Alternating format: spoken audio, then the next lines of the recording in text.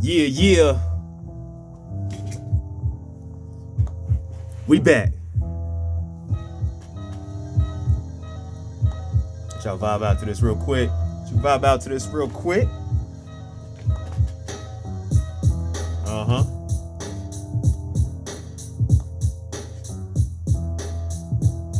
Uh-huh. Sound you hearing right now? Mobb Deep. Survival of the fittest. Very fitting for the day. Only the strong survive. Make sense? Only the strong survive. Look it up. Again, look it up. Rest in peace, Prodigy. Havoc is still alive. Havoc made the beat. It's Havoc and Prodigy. Rest in peace, Prodigy. You know, watch for your loved ones. Sickle cell, serious thing. Just, be aware. Take care of your loved ones, especially men of color, women of color. Sickle cell is a genetic thing. Okay, for us. Makes sense? Again, daily news, live from the independent sovereign city state of the Democratic Republic. It's your boy R, reporting from inside of the 50 square feet of this country, this sovereign city state. I don't report what's going on in here. Again, we good in here. Report what's going on out there in the surrounding country.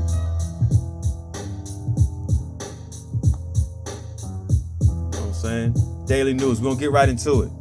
A lot of stuff going on. Gonna get right into it. All right, I don't play games here. Again, we don't never play games, but I do. We do here. We need to know how the outside world is gonna affect our independent sovereign city state of the Democratic Republic. That's what I'm here for. 3 topics: science, politics, social. All right, let's get into it.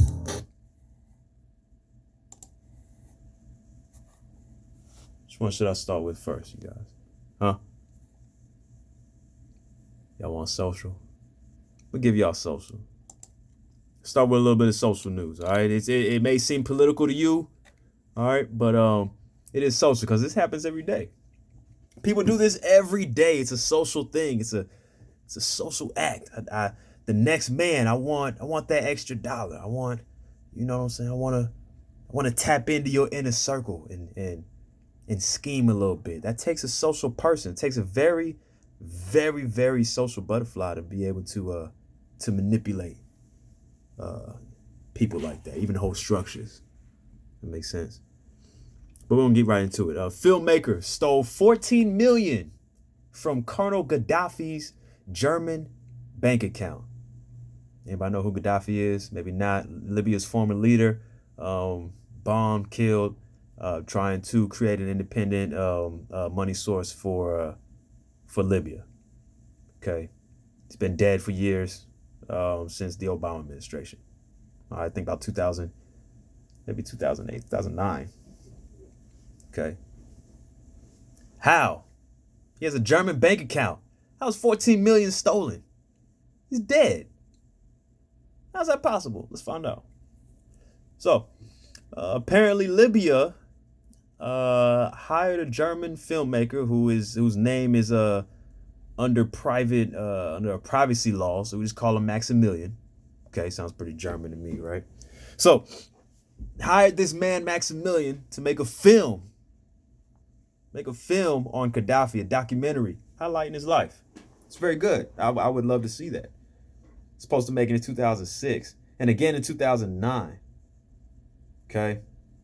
But as of 2011, the German filmmaker decided that he was gonna take that money. He wasn't paid. He wasn't paid for the film. Why was Maximilian not paid for this film? I'll tell you why. Libya went into a civil war. That's why. Libya went into a civil war. They couldn't pay anybody. It's impossible. Right? We got too much going on, right? That's what they're saying. Look, man, we got too much going on. I know that, you know, we supposed to pay you, apparently they're supposed to pay this man 640 G's, 650,000 or so. All right, but the film was not completed and Maximilian was never paid. Okay, so what does he do? He goes to the German courts and says, hey, I know where Gaddafi has this money. Okay, he has it in a German bank account. Had it in a German bank account in order to properly, change hands with his oil endeavors. All right. Again, if you look at the past couple videos with Iran and oil, you know that once you sell oil, it goes into a bank account. This bank account transfers that money into westernized dollars or whatever it is that you want to transfer it to, and then you take that money out and it's yours. Okay. So Gaddafi's using this German bank account to put his oil revenue in. All right, it's a secret account. Got to dig for it. Right, so pretty crafty stuff. But Maximilian asked the court to get his money out of that account. Okay, his account has millions of dollars in it. Obviously, it's got oil money. All right, everybody know what oil money is. You paid. Okay, but Maximilian only owed him 650 G's. So how did he get millions out of it? Again, I'll tell you how. This man stated that they also have a construction project that Libya paid them for. They were supposed to be building, let me take a look at this. It's wild. Supposed to be building some architectural structure. Right here it says it's unnamed. We don't even know what they were gonna build. Could have been completely made up. But anyway, Maximilian says we were supposed to build a structure for these guys too. I wasn't paid for that either. So instead of the 650,000 he asked for, he then asked for another 900,000. Okay, that's for another 9. Crafty, very greedy. So, according to German law, if you go to court and you have a claim, and this claim can't be settled because of, obviously I'm Maximilian, I'm in court. I'm asking Libya to pay me money. Libya can't answer because they're in a civil war. German says, hey, it's yours, man. It's uncontested. You can have it. You can have the millions of dollars. All right, so they let this man go. What did Maximilian do? Took this money, moved to Malta, somewhere, wherever, bought him some estates, seafront properties, stuff like that. And hey, a warrant for his arrest has popped up 2012. Yet 2012, all these court cases collapsed. They didn't take him. Hey, it is what it is. Now he's facing up to 10 years in prison and the trial is still going on. This is from a claim in 2011. Okay. We are 9 years deep with this guy, trying to figure out what to do with money from a guy that's already dead. Give Libya the money. Or matter of fact, let them keep it in there. They're going through a civil war. They're going to be broke. Their GDP is going to be hellified. Yet Gaddafi stored that bread in there for a reason. So, hey, it's Libya's.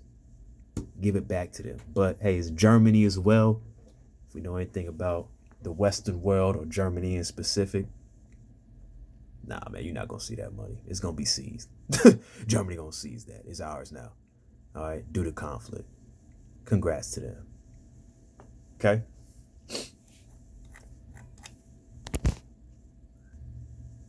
Okay, second.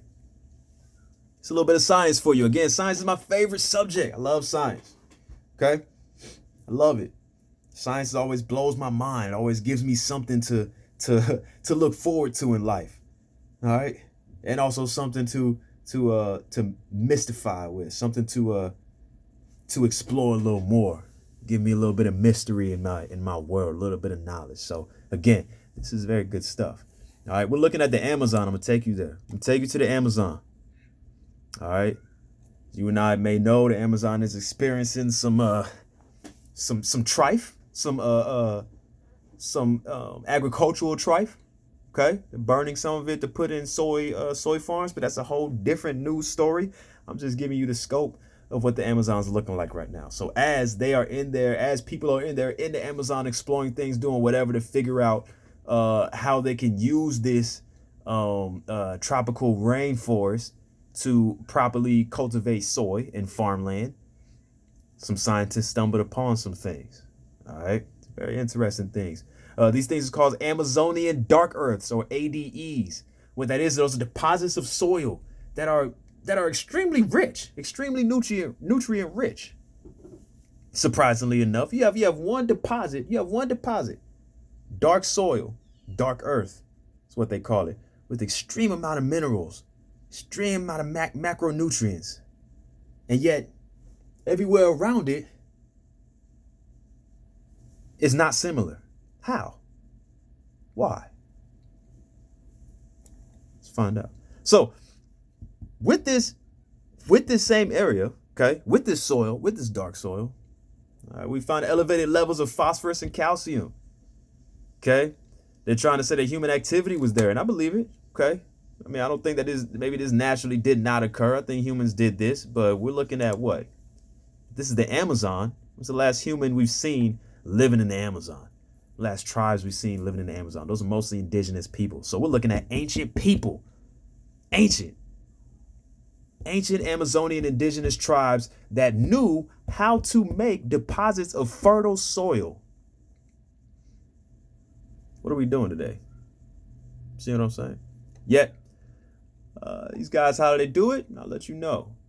They take carbon, or they take a biomass, burn it, not necessarily burn it to a crisp. They charcoal it. Okay, use those gases that arrive from. So say I have a bowl right here with a tree inside of it. I burn this tree. I take the gases that are coming off of that, store it, make it a pyrogenic fuel. It's a combustion now. It's gonna burn. It's gonna blow up, but it can also be used as fuel. You understand? So we take that, put it somewhere. It's now fuel. Okay. What do we do with the charcoal? I'll tell you what they do with the charcoal. They take it, they bury it deep, hide it deep somewhere. Bury that charcoal deep. Why? It still has CO2, still has carbon dioxide, still has a lot of minerals from that tree that was living. We didn't burn it all the way. We just charcoaled it. All right. They took it, put it in the ground, let that seep into the ground, let the nutrients go out into the surrounding ground of wherever they put it. And that's how you create Amazonian dark earths. Today, scientists are seeing this and they're like, hey, these guys are on to something. See what I'm saying? Nose goes. These guys are on to something. All right. This doesn't even harm the environment. There's no global warming that happens from this. Okay. Everything is naturally done. Even the gases that come off of this tree, we just take them. It's natural CO2. We just take it. Okay. And we can use it for energy now. The charcoal that goes in there, that's still a tree. It still has all the nutrients that tree has. We didn't burn all the way off. We just charred it. You understand? And we buried it and let those nutrients seep out a little bit easier because it's a little burnt. You see what I'm saying? And it's also going to again seep out, but I mean it's gonna biodegrade easier. It's gonna fall apart, separate a little bit easier, make that soil nice and dark, nice and nutrient rich, full of phosphorus, full of calcium, all that stuff, all that good stuff that we want. Okay. So what we're going to do, scientists today, they want to get that. They want to take that and they want to say, hey, look, man, we need to start putting this to work in our agricultural system. We're starting to mess things up. There's a lot of soil erosion, a lot of things like that are happening, deforestation, stuff like that. And really, if you look at it in the past, in ancient times, there's a lot of civilizations that did that and fucked themselves over because of that. Okay, to destroy their own land. Yet, somewhere down the line, the Amazonian people felt like, hey, we can't let this happen. We love this jungle. We love this tropical forest. We love this tropical jungle here. Can't let this happen. We got to keep it going. Mind you, this is 10,000 years ago. This is ancient times. These people already knew what to do. Come on, guys. Let's get better at this, right? Let's get better at farming. We have ancient civilizations that did well, that didn't do well. So, I get it. We may have stumbled upon some people that messed up. I get it. But we stumbled upon the right people now. We stumbled upon the right Amazonians now, the indigenous. We got to give them props, and we have to try to implement that here. Okay? Not here in the city-state, because, I already know about all this. Independent city-state already has it. Sovereign city-state, Democratic Republic already has it. You see what I'm saying? We want that. We cultivate and we sustain things here. We don't destroy. You understand? On the outside world, there's a lot of things being destroyed. Yet, history repeats itself. We can learn from the ancients. We can learn and use it. Okay? All right. And last, and as I like to put it, last and least, politics. I hate politics. I'm going to keep saying it every single video. I have to tell you that. All right. Because every time I report on this, it just furthers my disdain, my disposition towards politics and the process of how it's ran in the outside world. Okay. Here, our politics is very simple. All right. Monarchies. Hey, king of the house. Follow the king of the house. Everybody that serves the king of the house would do anything it takes to keep the king of the house. You see what I'm saying? But everybody's equally represented here. Makes sense? The king just makes the biggest suggestions and decisions.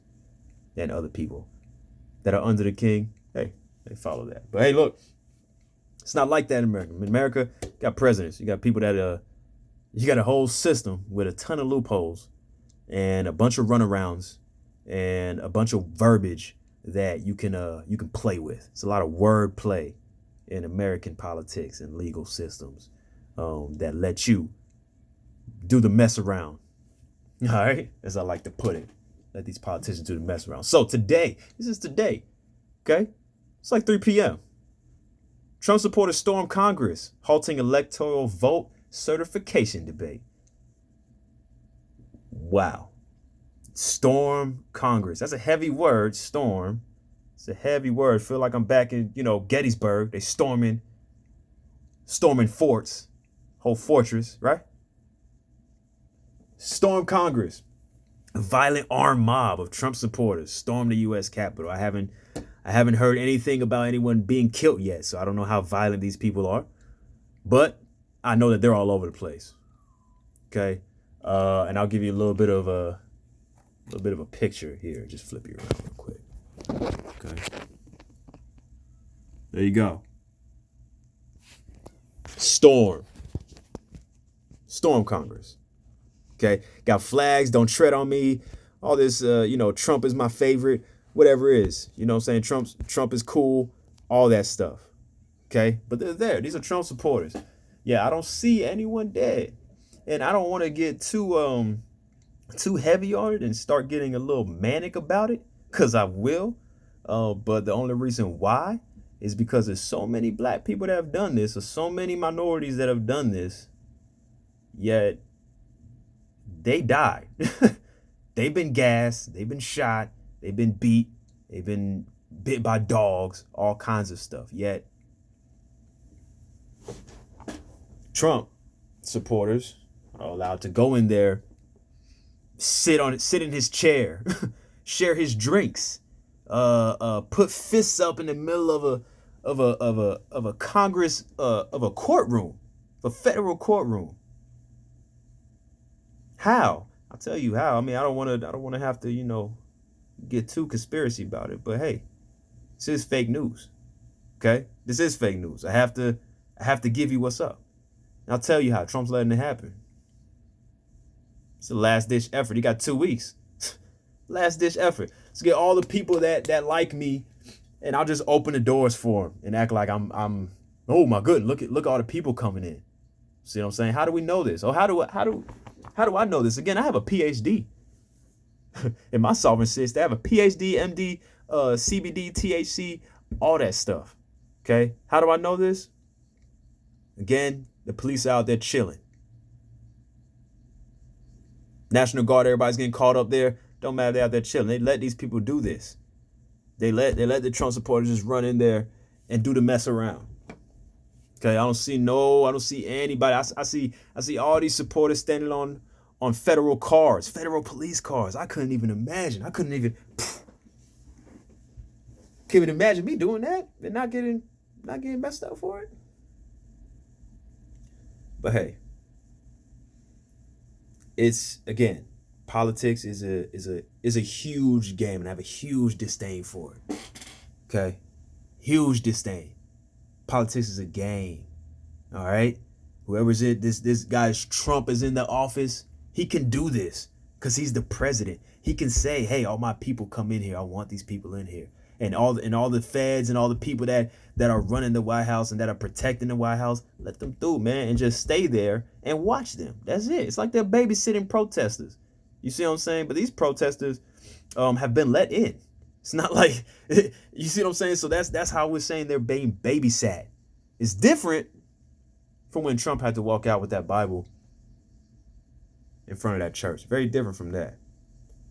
Okay, the people out there, they weren't invited. They volunteered themselves. They wanted to go out there and they wanted to protest and they wanted to be, they wanted their voice to be heard. Okay? These people were invited in here. Doesn't make sense. So many numbers out of nowhere. Right after he came from Georgia. See what I'm saying? Furthermore, Trump says, I'm asking for everyone at the U.S. Capitol to remain peaceful. No violence. Remember, we are the party of law and order. Respect the law and our great men and women in blue. Thank you. Okay. You're going to incite something and then double back on it. You're gonna play defense, offense. Your defense is your greatest offense. That's what he's doing. Okay. He gets on the ropes. He's like, all right. Getting punched at, I'm getting knocked at.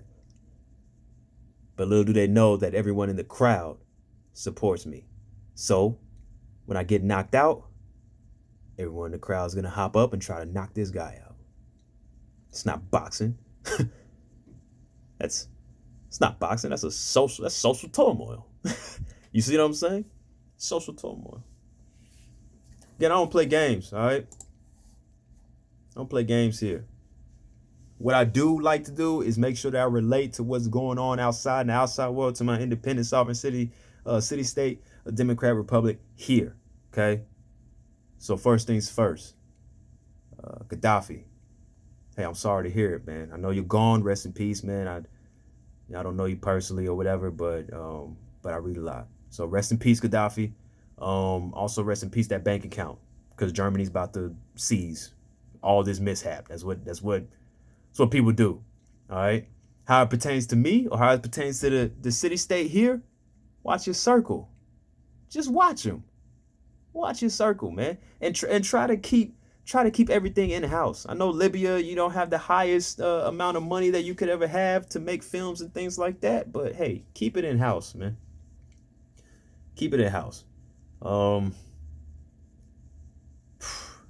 Here again, if they try to keep it in house, they bombed them for that. But honestly, again, as I'm saying, for people, me, my friend's friend, my family's cousin, whoever, all of us have an account that is in-house, that we all know of. We didn't hire no outside person to come do something for us. Does that make sense?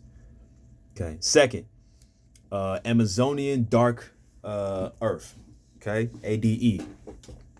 Use it. Try it yourself.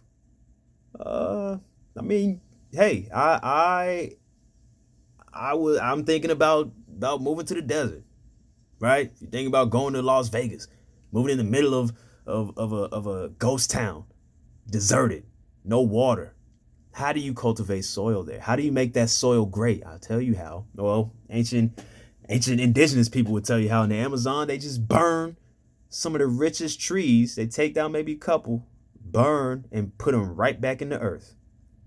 Right back in the earth. Not burn them to a crisp. Not burn them to the point where everything's just little tiny. No, they're just little charcoal chunks. You know, little blocks of wood that are just charcoaled up. And just put it back in the soil, you know. And that soil apparently will still be rich, depending on how much you put in. That soil apparently will still be rich 1,000, 10,000 years later. That's wild. It's absolutely Wild. Okay, last and least, people storming the White House. Hey, the type of people that storm the White House, at least we know who y'all are now. Okay, and at least we know how the outside world of my 50 square footage here works. Okay, how it works. You have people who know other people who are able to do things that the average person can't. And that's sad to say. All right, I'm in a position of power. I can call my cronies and all my supporters to come up, break some stuff, do some things, order my police to chill out, let them do it. Then they go home.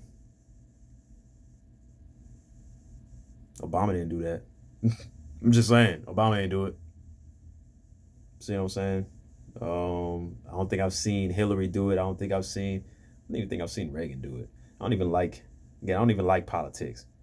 But over the years and how I've studied it, I haven't seen anybody do it. So case in point, we may be experiencing a paradigm shift. Okay? Maybe experiencing something like that, where outspoken, scary, xenophobic, fear-mongering, egocentric people can do things. They can go out and they can be free to do the mess around, like I like to call it. Why? Because those are the same people that are in positions of power. And now you know. All right. Just gonna end it with something I like to always do. Okay. We have, again, I started with Survival of the Fittest, Mobb Deep. You need to look that up. Very powerful stuff. Dive deep into the Mobb Deep track list. Dive deep into Prodigy, rest in peace. I'm gonna end with some relaxation.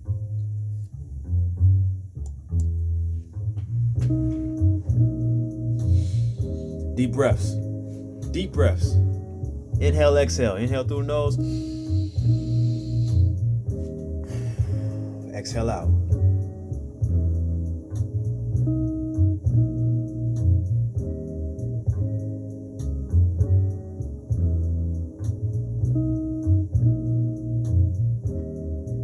Tribe Called Quest. Electric Relaxation.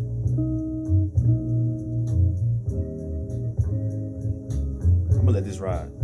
I like this. Love this.